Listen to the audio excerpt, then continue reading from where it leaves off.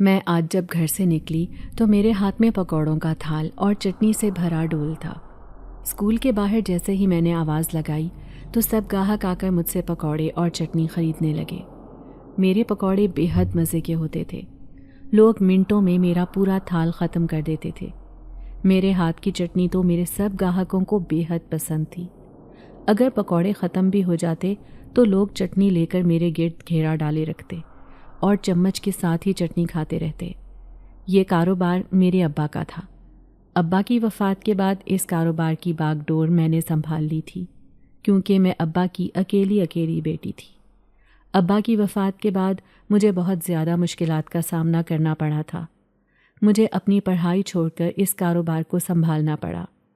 کہنے کو تو یہ ایک عام سا کام تھا، لیکن ابا کا یہ کام بہت پھیلا ہوا تھا۔ اس کام کی وجہ سے ہمارا پورا گھر چلتا تھا۔ میں ابا کی طرح تو نہیں، لیکن پھر بھی اپنی پوری کوشش کے ساتھ اس کام کو لے کر چل رہی تھی کہ ایک دن اچانک میرے ساتھ ایک واقعہ پیش آیا۔ اس واقعے کے بعد میں بے حد پریشان رہنے لگی تھی، کیونکہ میرا کاروبار اچانک بلندیوں سے پستیوں کی طرف آنے لگا تھا اور گھر کے حالات بہت خراب ہونے لگے تھے۔ اماں کی بیماری کی وجہ سے میں پہلے ہی بے حد پریشان رہتی تھی۔ اوپر سے میرے ساتھ ہوتے مسئلے مسائل مجھے دلدل کی طرف دھکیلتے جا رہے تھے کہ تبھی اللہ تعالیٰ نے ایک ایسا معجزہ کیا کہ میری زندگی سنور گئی۔ فضل چاچا، آج چٹنی زیادہ بنا لینا، روزانہ کی طرح آج چٹنی جلدی ختم نہ ہو جائے۔ میں اور میرے دوست سارے آج تمہاری ریڑھی پر سموسے اور پکوڑے کھانے آئیں گے، ایسا نہ ہو کہ چٹنی کم پڑ جائے۔ دروازے کے باہر سے یہ آواز اندر آتی سنائی دی۔ ابا نے جب یہ آواز سنی تو جلدی سے دروازے کی طرف جانے لگے۔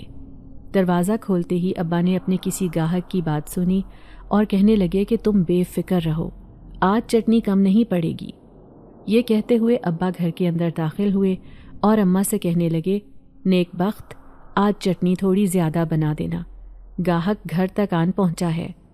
آج وہ اپنے کچھ دوستوں کو لے کر آ رہا ہے، جس کی وجہ سے چٹنی زیادہ درکار ہوگی۔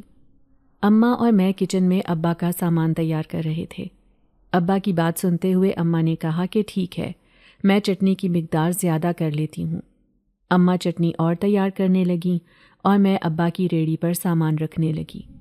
آج ابا کی طبیعت کچھ نڈھال سی لگ رہی تھی۔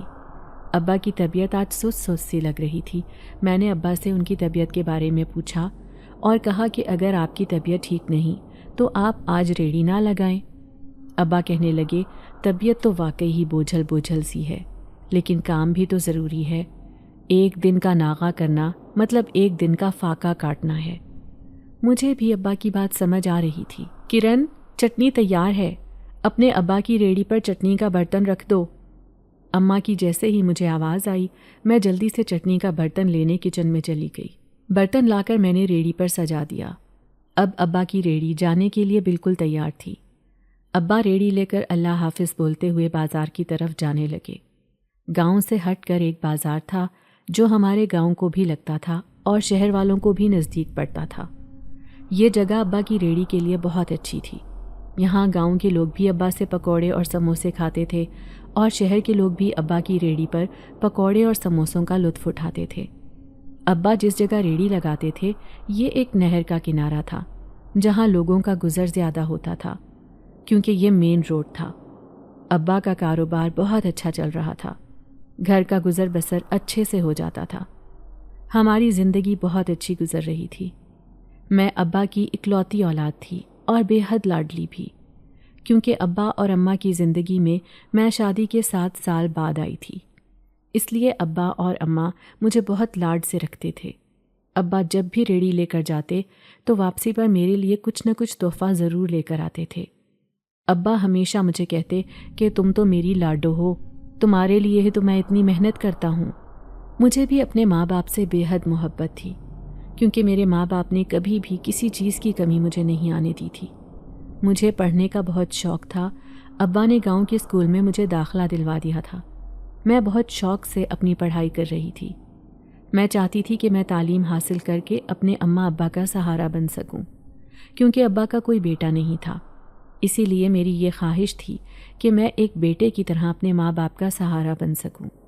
جیسے ایک بیٹا اپنے ماں باپ کے دکھ سکھ میں ان کا ساتھی بنتا ہے، میں بھی اپنے ماں باپ کا بیٹا بننا چاہتی تھی، اسی لیے دل لگا کر اپنی پڑھائی مکمل کر رہی تھی۔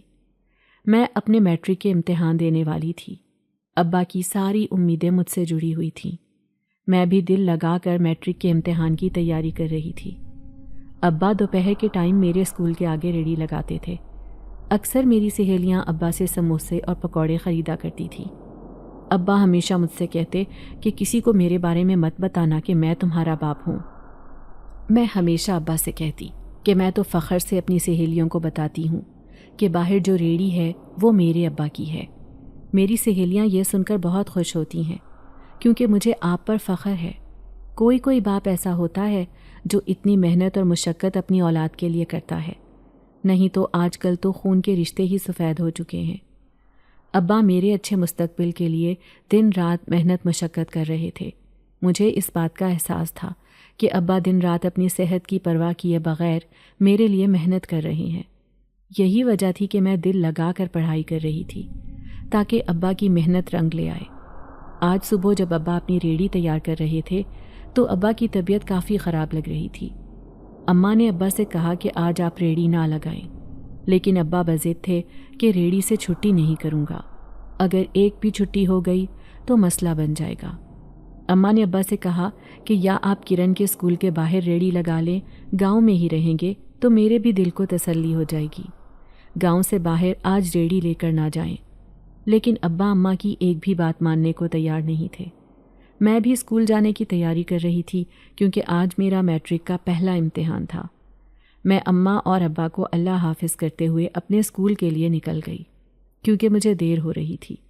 جاتے جاتے بھی میں نے ابا سے یہی کہا کہ آپ کی طبیعت نہیں صحیح تو آپ آج شہر والی جگہ پر ریڑھی نہ لگائیں، اسکول کے آگے لگا لیں، وہ بھی اگر زیادہ ضروری ہے تو، ورنہ آج چھٹی کر لیجئے گا۔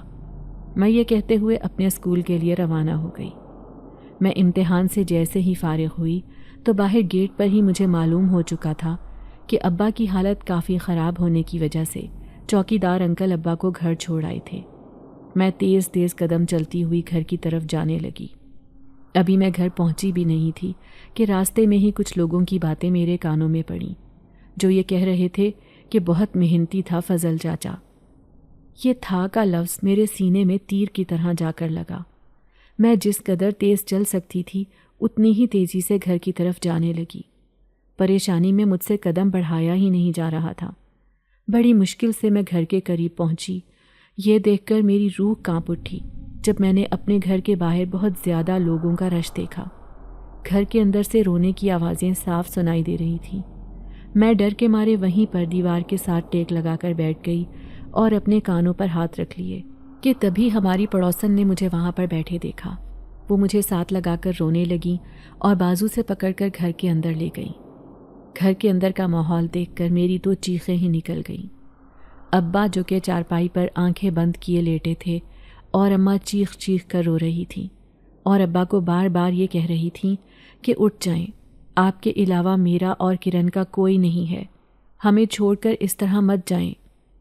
اماں کی یہ باتیں سن کر میرا کلیجہ پھٹے جا رہا تھا۔ میں نے ابا کو ہلایا، اٹھانے کی بہت کوشش کی، لیکن ابا اس دنیا سے رخصت ہو چکے تھے۔ میں آخری وقت اپنے باپ سے کوئی بھی بات نہیں کر پائی تھی۔ مجھے اسی بات کا دکھ تھا کہ میرا باپ مجھے کسی مقام پر پہنچانے کی خاطر خود اس دنیا سے چلا گیا اور میں اپنے ابا کے لیے کچھ بھی نہ کر پائی۔ ابا کی موت کا جتنا صدمہ اماں کو ہوا تھا، مجھے بھی ایسے ہی ابا کے جانے کا بہت صدمہ ہوا۔ اسی صدمے کی وجہ سے میں اپنا امتحان نہیں دے پائی۔ میں ہر وقت روتی رہتی تھی کیونکہ اماں بھی کوئی بات نہیں کرتی تھی۔ اماں نے بھی خاموشی اختیار کر لی تھی۔ اب مجھے سب سے زیادہ فکر جو تھی وہ اپنے گھر کی تھی کہ گھر کو کیسے چلایا جائے۔ زندہ رہنے کے لیے 2 وقت کا کھانا تو ضروری تھا اور یہ کھانا پیسوں سے آنا تھا، اور پیسے کیسے کمائے جاتے مجھے اب یہ فکر کھانے لگی تھی۔ میں نے اماں سے مشورہ کر کے ابا کی جگہ خود ریڑھی لگانے کا فیصلہ کیا۔ ابا کے ہوتے ہوئے کھانے پینے کا سامان اماں تیار کرتی تھیں، لیکن اب مجھے تو اماں کا بھی سہارا نہیں تھا کیونکہ ابا کے مرنے کے بعد اماں نے بھی بستر پکڑ لیا تھا۔ اماں بہت بیمار رہنے لگی تھی۔ آئے دن اماں کو کوئی نہ کوئی مسئلہ بنا ہی رہتا تھا۔ اس لیے اب یہ ساری ذمہ داری مجھے اکیلے ہی اٹھانی پڑتی تھی۔ میں نے یہ فیصلہ کیا کہ میں ہمت نہیں ہاروں گی اور کیسے بھی کر کے میں ابا کے اس کاروبار کو دوبارہ سے شروع کروں گی۔ میں نے یہ کام کرنے کا اس لیے سوچا کیونکہ ابا کے گاہک بہت تھے، اسی لیے ابا اچھی خاصی کمائی کرتے تھے۔ اس لیے میں نے سوچا کہ ابا کے پکے گاہک لگے ہوئے ہیں، اگر میں بھی سموسے اور پکوڑوں کا کام شروع کر لوں گی تو مجھے زیادہ بھاگ دوڑ کی ضرورت نہیں پڑے گی۔ چلتا ہوا کاروبار تھا اور میرے لیے یہی کام ٹھیک تھا۔ ایک دن میں نے ہمت کر کے اماں سے پکوڑوں کی اور سموسوں کی ریسیپی پوچھ کر سارا سامان خود تیار کیا اور ساتھ ہی چٹنی کا خاص طریقہ اپنی اماں سے پوچھ کر چٹنی بھی تیار کر لی، اور اللہ کا نام لے کر سب کچھ ریڈی پر سجا کر اماں کی دعائیں لیتے ہوئے میں اپنے اسکول کے سامنے جا کھڑی ہوئی اور سموسے اور پکوڑے بیچنے لگی۔ میرے اسکول میں ہی ابا کے بہت سے گاہک تھے جنہوں نے آ کر مجھ سے پہلے تو ابا کا افسوس کیا اور پھر پیٹ بھر کر سموسے اور پکوڑے کھائے۔ سب لوگ کہنے لگے کہ آج تو پہلے سے بھی زیادہ مزے کے بنے ہوئے ہیں۔ سب نے میرے ہاتھوں کے سموسے اور پکوڑے بہت پسند کیے اور چٹنی بھی سب کو بہت مزے کی لگی۔ دیکھتے ہی دیکھتے میرا سارا سامان بک گیا اور میری ریڑھی بالکل خالی ہو گئی۔ یہ دیکھتے ہوئے میری خوشی کی کوئی انتہا نہ رہی۔ میں جلدی سے تیز قدم چلتی ہوئی گھر کی طرف روانہ ہو گئی اور جا کر اماں کو ساری بات بیان کی۔ اماں بھی یہ جان کر بے حد خوش ہوئیں اور اماں مجھ سے کہنے لگیں کہ ساری ذمہ داری تمہارے نازک کندھوں پر آ پڑی ہے، میری طبیعت ٹھیک ہوتی تو میں ہی تمہارا کچھ ساتھ دے دیتی۔ میں نے اماں کو پیار کرتے ہوئے کہا کہ اب سب ٹھیک ہو جائے گا، میرے لیے اتنا ہی کافی ہے۔ اماں آپ کسی چیز کی پریشانی مت لیں، میں بہت اچھے سے سب کچھ سنبھال لوں گی۔ اماں کو مجھ سے بات کر کے کافی تسلی اور حوصلہ ملا اور اماں مجھے دعائیں دینے لگیں۔ اب یہ روز کا معمول بن چکا تھا۔ میں روز پکوڑے اور سموسے خود تیار کرتی اور اپنے اسکول کے آگے جا کھڑی ہوتی۔ میرا سارا سامان وہیں بک جاتا، شہر جانے کی مجھے ضرورت ہی محسوس نہیں ہوتی تھی۔ میرا کاروبار بہت اچھا چل رہا تھا کہ ایک دن نہر کے کنارے سے کچھ لوگ ابا کا پتہ کرتے ہوئے گھر آئے۔ جیسے ہی باہر کا دروازہ کھٹکا، میرے پوچھنے پر معلوم ہوا کہ کچھ لوگ ابا سے ملنے آئے ہیں۔ میں نے انہیں بتایا کہ ابا کا انتقال ہو چکا ہے۔ وہ بہت ہی غمزدہ ہوئے اور مجھ سے اور اماں سے اظہار افسوس کرنے لگے۔ اماں نے بتایا کہ اب میری بیٹی کرن اپنے باپ کا کاروبار چلا رہی ہے۔ وہ لڑکے یہ جان کر بہت خوش ہوئے اور مجھ سے کہنے لگے کہ تم نہر کے کنارے آ کر اپنا کاروبار دوبارہ سے شروع کر دو۔ فضل چاچا کے بہت پکے گاہک ہیں جو کہ نہر کے کنارے فضل چاچا سے سموسے اور پکوڑے کھایا کرتے تھے۔ اگر تم نہر کے کنارے اپنا کام شروع کرو تو تمہارا کام بہت چلے گا۔ میں نے انہیں بتایا کہ میرے لیے اتنی دور آنا ممکن نہیں، تو سب مجھے کہنے لگے تم ہماری بہن ہو، پریشان ہونے کی کوئی ضرورت نہیں، ہم تمہیں نہر کے کنارے باقاعدہ ایک دکان کھول کر دیں گے جہاں تم اپنا کام آسانی سے چلا سکو گی اور تمہارے لیے کم سے کم مشقت والا کام ہوگا۔ لڑکوں نے اماں سے کہا کہ آپ بالکل بھی پریشان مت ہونا، ہم بہت جلد ایک اچھی خبر کے ساتھ آپ کے پاس دوبارہ حاضر ہوں گے۔ یہ کہتے ہوئے وہ لڑکے گھر سے چلے گئے۔ مجھے بھی ایک امید اور آس بندھ گئی کہ اگر واقعی ہی نہر کے کنارے ایک دکان مل جائے تو ابا کی طرح میرا بھی کام وہاں بہت چلے گا اور گھر کا گزر بسر اچھے طریقے سے ہونے لگے گا۔ اماں کی بیماری پر ہی کافی پیسہ خرچ ہو رہا تھا اور مجھے یہ تسلی ہو گئی تھی کہ اگر میری دکان کا بندوبست ہو جاتا ہے تو میں اماں کا علاج اچھے سے اچھے ہاسپٹل میں کروا پاؤں گی۔ ایک ہفتہ ایسے ہی گزر گیا۔ میں روزانہ سامان تیار کرتی، اپنی ریڑھی پر سجاتی اور ریڑھی کو دھکیلتی ہوئی اسکول جا پہنچتی۔ 2-3 گھنٹے میں اسکول سے فارغ ہو کر گھر واپس آ جاتی۔ میں روز اماں سے جا کر پوچھتی کہ کیا کوئی لڑکا گھر آیا تھا۔ اماں مجھ سے کہتی کہ نہیں، فی الحال تو کوئی لوٹ کر واپس نہیں آیا۔ آج بھی جب میں گھر پہنچی تو میں نے ایک ہی سوال اماں سے کیا، تو اماں مجھ سے کہنے لگیں کہ اتنی مہنگائی کے دور میں کون ہے جو ہم غریبوں کا ساتھ دے گا؟ یہ سب کہنے کی باتیں ہوتی ہیں، کوئی کیوں کر ہمارے لیے کچھ کرے گا؟ اس لیے دکان کا خیال اپنے ذہن سے نکال دو اور دل لگا کر اسکول میں ہی ریڑھی لگاتی رہو، یہی تمہارے لیے اور اس گھر کے لیے اچھا ہے۔ میں مایوسی کے ساتھ اماں کی بات پر غور کرنے لگی۔ بات تو اماں بالکل ٹھیک کہہ رہی تھی، لیکن پھر بھی نہ جانے دل میں کیوں ایک امید سی بن گئی تھی کہ شاید وہ لڑکے سچ کہہ رہے ہوں اور ایک نہ ایک دن ایک بڑی خبر کے ساتھ ہمارے گھر آ جائیں گے۔ مجھے بے صبری سے اس دن کا انتظار تھا۔ اسی انتظار میں پورے 2 ہفتے گزر گئے، لیکن کوئی بھی لوٹ کر نہیں آیا۔ اب تو میں نے بھی آہستہ آہستہ اپنے دل سے اس بات کو نکالنا شروع کر دیا تھا۔ میں بھی اس بات کو اچھے سے جان چکی تھی کہ کوئی کسی کے لیے کچھ نہیں کرتا۔ میں ابھی یہی سب سوچ رہی تھی کہ باہر کا دروازہ کسی نے زور سے پیٹا۔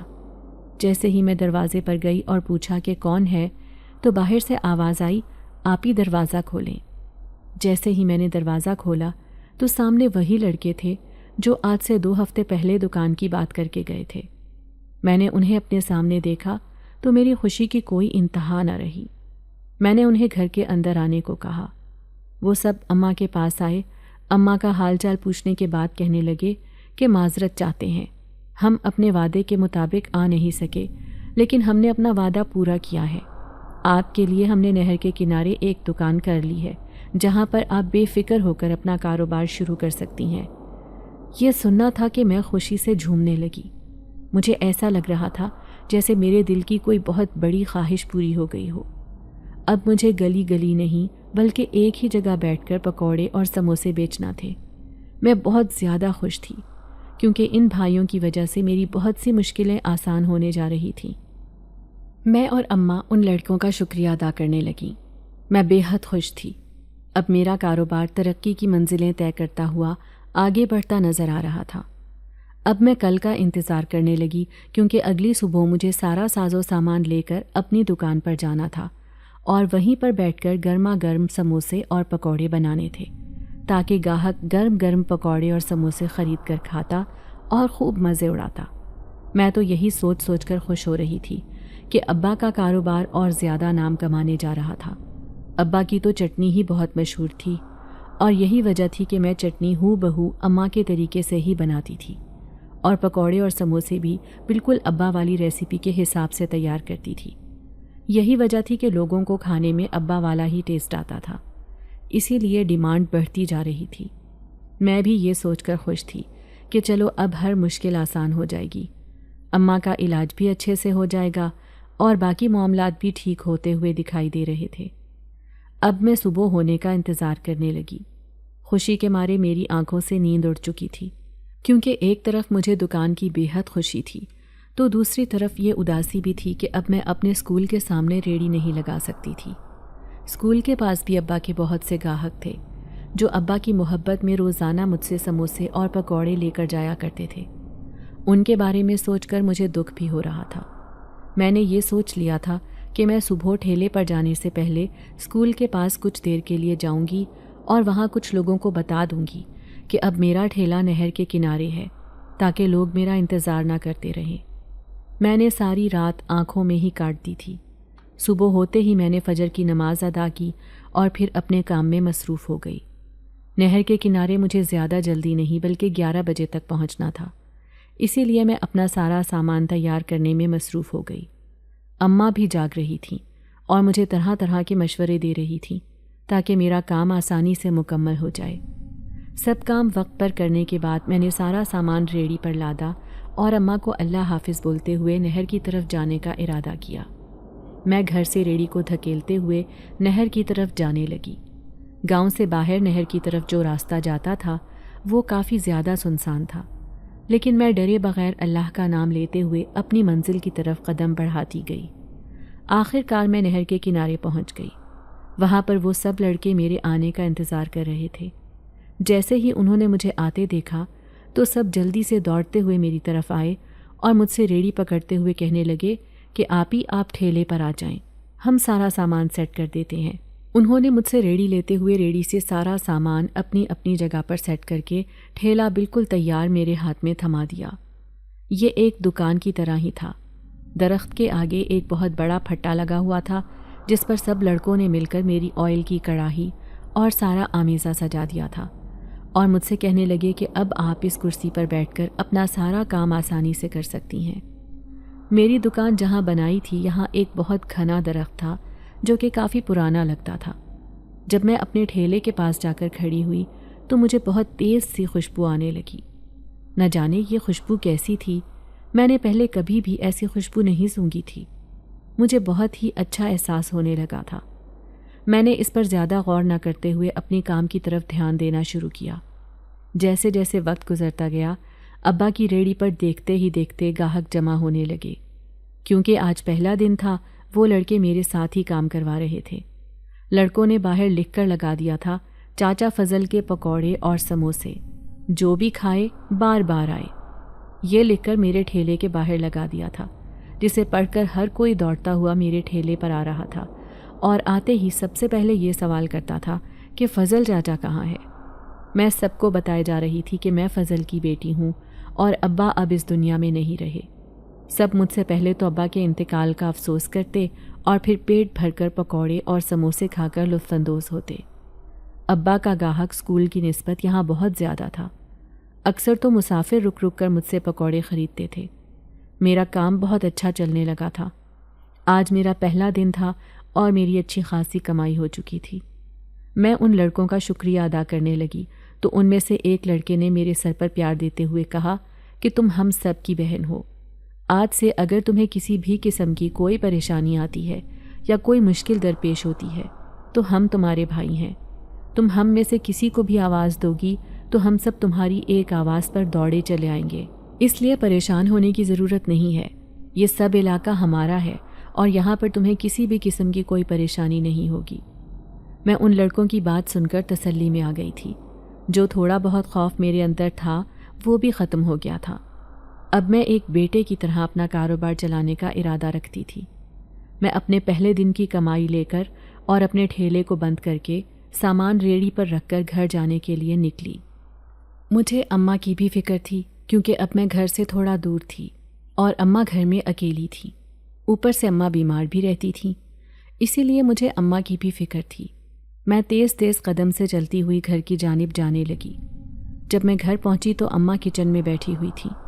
میں نے جلدی سے سامان ریڑھی سے اتارا اور اماں کے پاس کچن میں چلی گئی۔ میں اماں سے پوچھنے لگی کہ آپ کچن میں کیا کرنے بیٹھی ہیں؟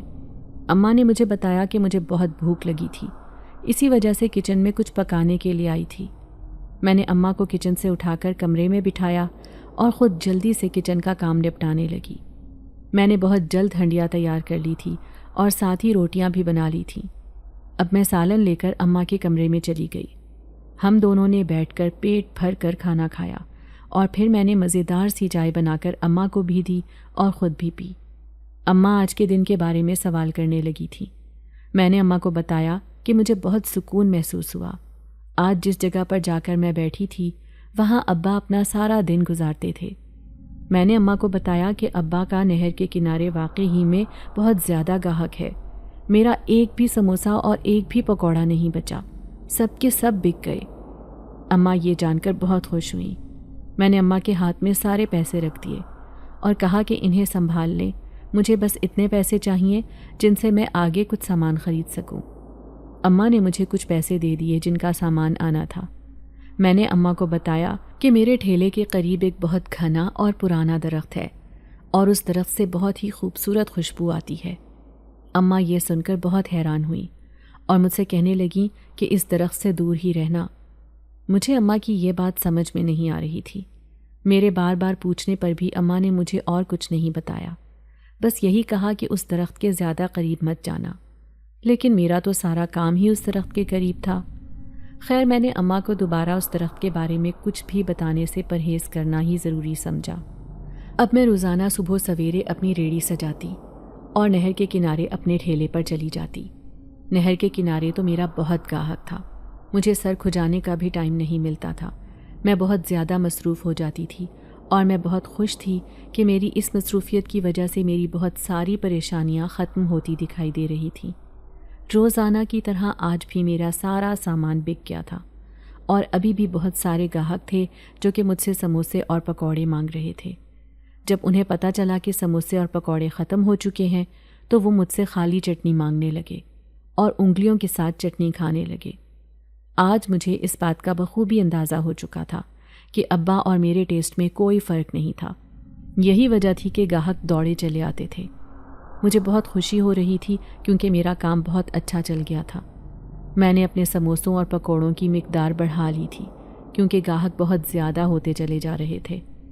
آج صبح مجھے اماں نے اٹھایا اور کہنے لگیں کہ اٹھ جاؤ اور پکوڑوں کا آمیزہ تیار کر لو۔ میں جلدی سے اٹھی، منہ ہاتھ دھو کر پکوڑوں کا آمیزہ تیار کرنے لگی۔ سموسے میں نے رات کو ہی بنا کر رکھ لیے تھے۔ دکان پر جانے کا وقت آیا تو میں نے جلدی سے پکوڑوں کا آمیزہ، سموسے اور چٹنی کا برتن ریڑھی پر رکھتے ہوئے اماں کو اللہ حافظ بولا اور دکان پر جانے کے لیے گھر سے نکل پڑی۔ آج میں بہت زیادہ خوش تھی کیونکہ آج میں گھر سے زیادہ سامان لے کر گئی تھی۔ میں ٹھیلے پر جا کر اپنا سامان سیٹ کر رہی تھی کہ مجھے پھر سے وہی تیز خوشبو آنے لگی۔ آج کوئی عجیب ہی واقعہ میرے ساتھ ہو رہا تھا۔ میں گرما گرم سموسے بنا کر تھال میں رکھتی جا رہی تھی اور سموسے نہ جانے کہاں غائب ہوتے جا رہے تھے۔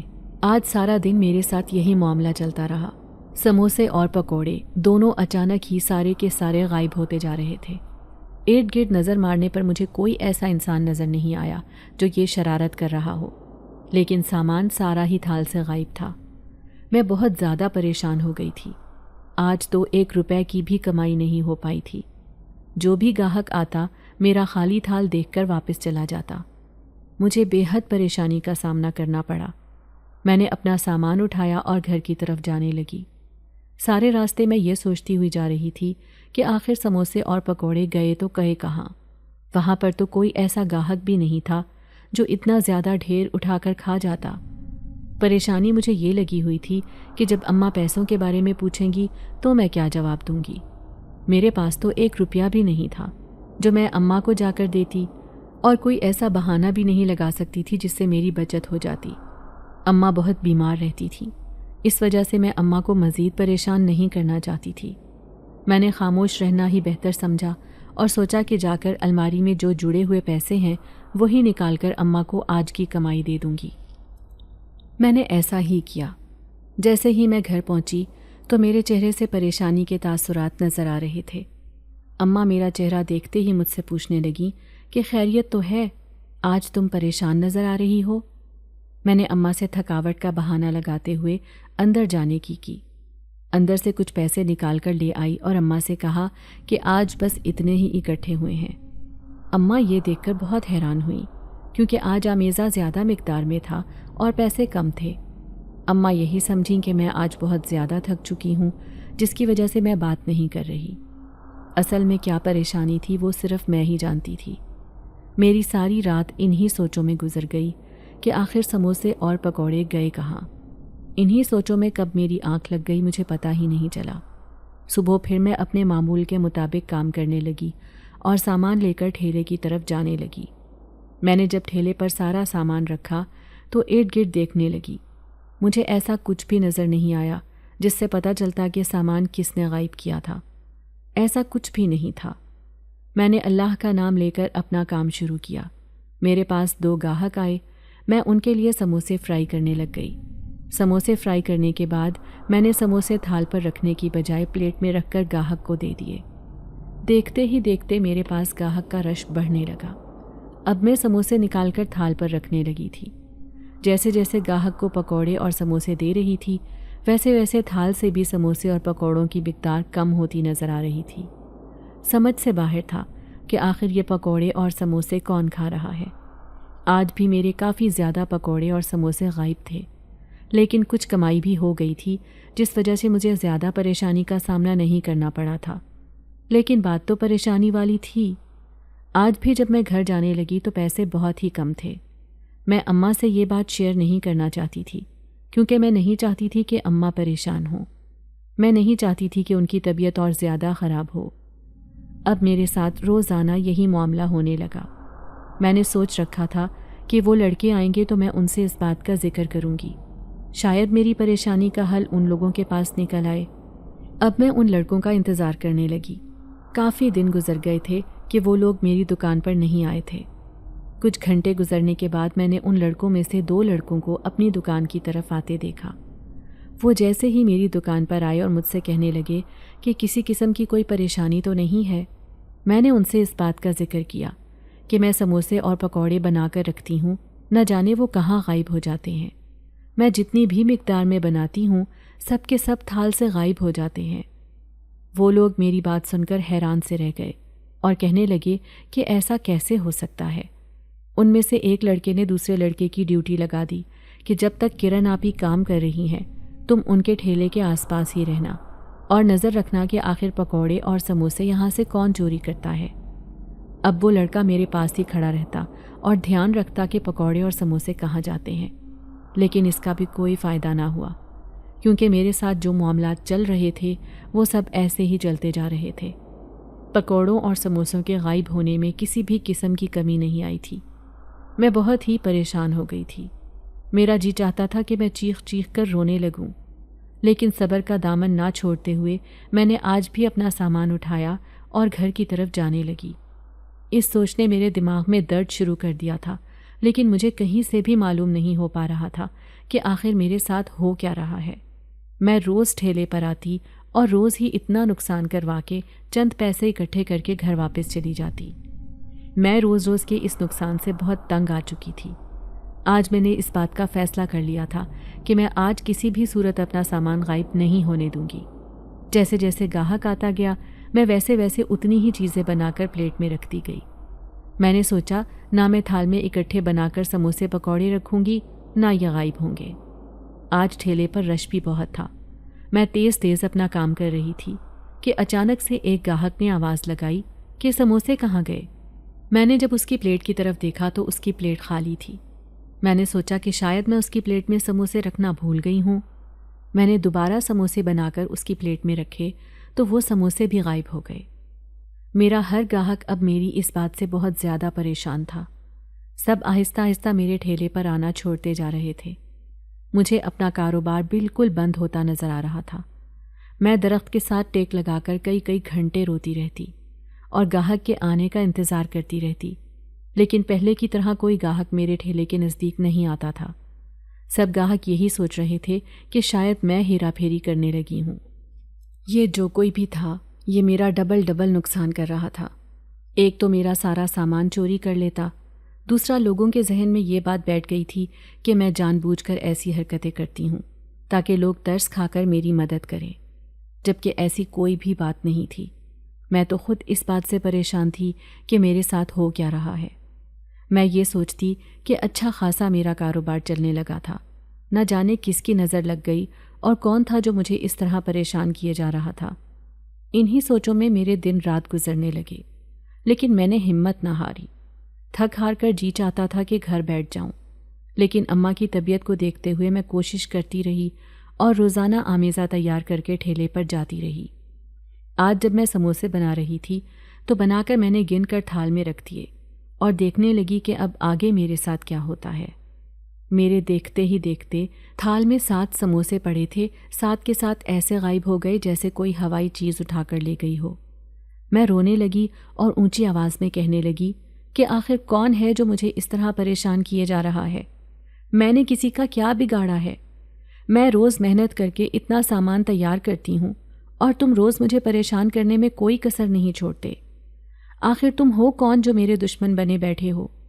میں یتیم ہوں، پتہ نہیں کہاں سے کیسے محنت کر کے 4 پیسے کما لیتی تھی۔ تمہاری وجہ سے میرا روزی کا ذریعہ بھی ختم ہوتا جا رہا ہے۔ میں بیمار ماں کے لیے 1 روپیہ نہیں جمع کر پاتی۔ تم جو کوئی بھی ہو، خدا کے لیے میری جان چھوڑ دو۔ میں روتی جا رہی تھی اور اونچی اونچی یہ باتیں کر رہی تھی کہ اچانک سے ایک لڑکا میرے سامنے آ کھڑا ہوا۔ میں اسے دیکھ کر خوفزدہ سی ہو گئی تھی، کیونکہ پہلے میرے ٹھیلے کے سامنے کوئی بھی نہیں تھا۔ یہ لڑکا نہ جانے کہاں سے آ گیا تھا۔ وہ مجھے دیکھ کر مسلسل مسکرا رہا تھا۔ میں نے اس سے پوچھا کہ تم کون ہو اور کہاں سے آئے ہو؟ تو وہ مسکرانے لگا اور مجھ سے کہنے لگا کہ میں اسی درخت پر رہتا ہوں اور تمہارے سموسے اور پکوڑے روزانہ میں ہی کھاتا تھا، لیکن میں یہ سب جان بوجھ کر نہیں کر رہا تھا۔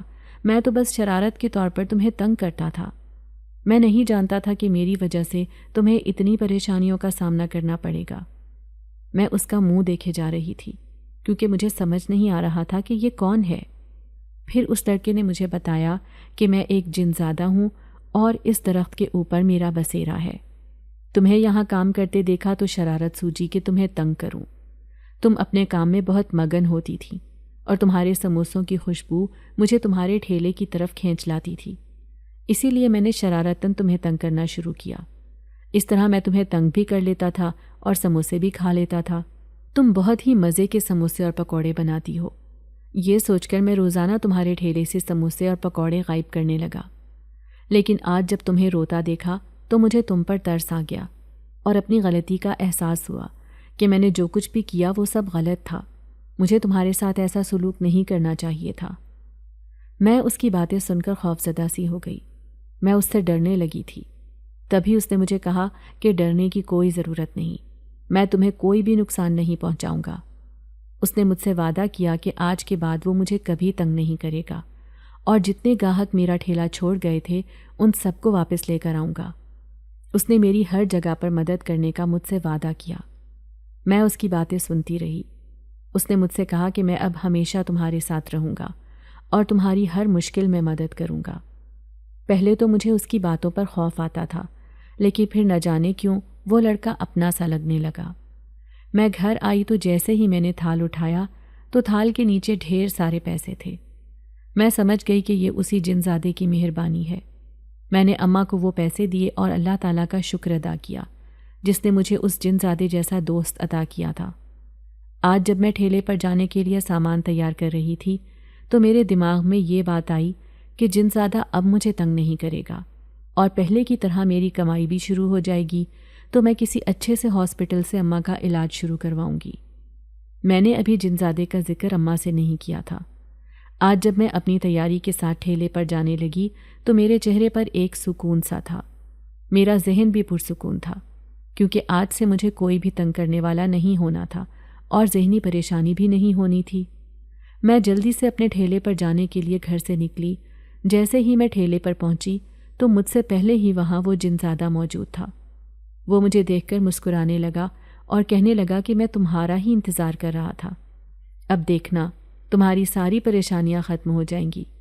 جو اتنے دن میں نے تمہیں پریشان کیا ہے اب تمہاری خوشی منانے کے دن آ گئے ہیں۔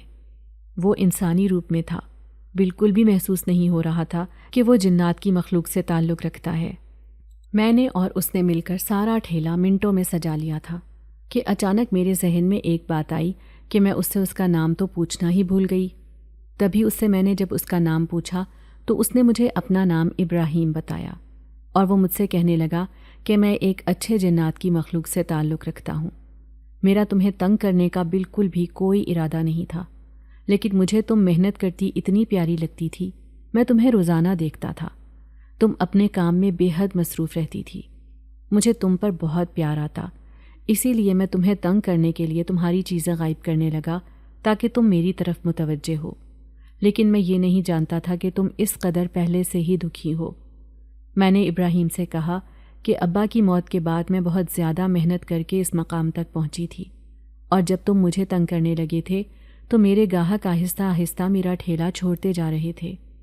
وہ میری دکان پر آنے کے بجائے ساتھ والے ٹھیلے پر جانے لگے تھے۔ یہ چیز مجھے بہت تکلیف دے رہی تھی۔ یہی وجہ تھی کہ اس دن میں پھوٹ پھوٹ کر رونے لگی تھی۔ ابراہیم نے میرا بہت ساتھ دیا۔ وہ دن رات میرے ساتھ ٹھیلے پر کھڑا ہونے لگا اور دیکھتے ہی دیکھتے میرے سب گاہک میرے ٹھیلے پر واپس آنے لگے تھے۔ میں دن دگنی رات چگنی ترقی کرنے لگی تھی۔ میں نے اور ابراہیم نے مل کر شہر کے بہت بڑے ہسپتال میں اماں کا علاج شروع کروا دیا۔ ڈاکٹر نے اماں کو 2-3 قسم کی بیماریاں بتائیں جن کے لیے اماں کو ہاسپٹل میں داخل کروانا بہت ضروری تھا۔ میں نے اور ابراہیم نے یہ فیصلہ کیا کہ ہم اماں کو ہاسپٹل میں داخل کروا دیتے ہیں۔ ابراہیم سارا دن میرا ٹھیلا سنبھالے گا اور میں اماں کو دیکھوں گی۔ میں نے اماں کو ہاسپٹل میں داخل کروا دیا۔ اب ابراہیم سارا دن میرا ٹھیلا سنبھالتا۔ صبح سے شام ابراہیم کو ٹھیلے پر ہی ہو جاتی۔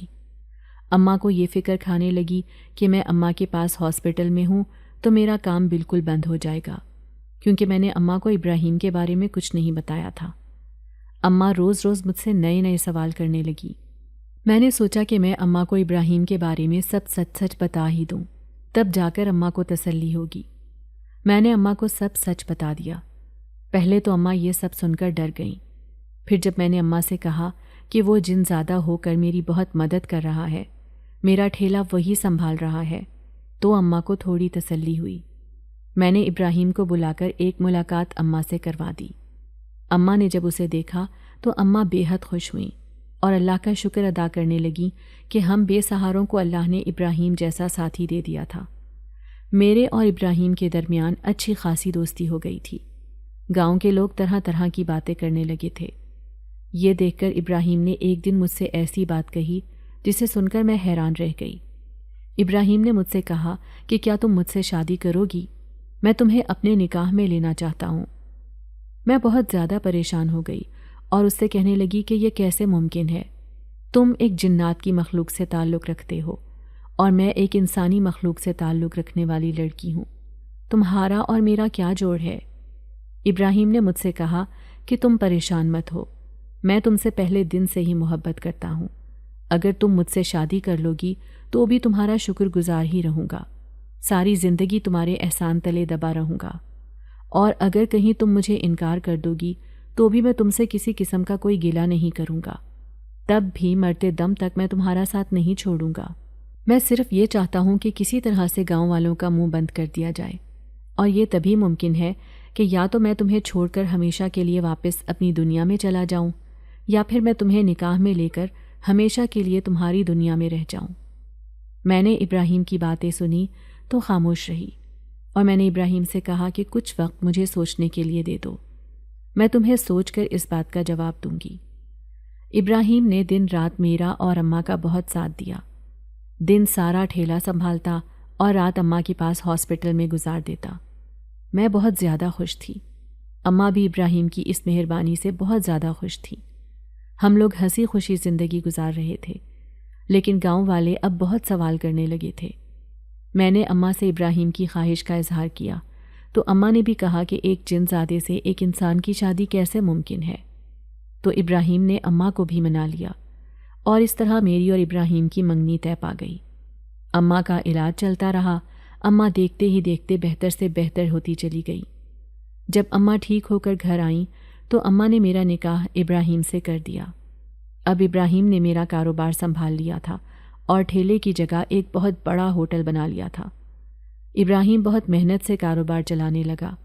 میں گھر میں سارا سامان تیار کر کے دیتی تو ابراہیم ہوٹل میں اسے پوری محنت سے بیچتا۔ گھر اچھا خاصا چلنے لگا تھا۔ ابراہیم نے میرا بہت ساتھ دیا تھا۔ اب ہم ایک اچھی زندگی گزار رہے تھے کہ اللہ تعالیٰ نے مجھے ایک چاند سے بیٹے سے نوازا۔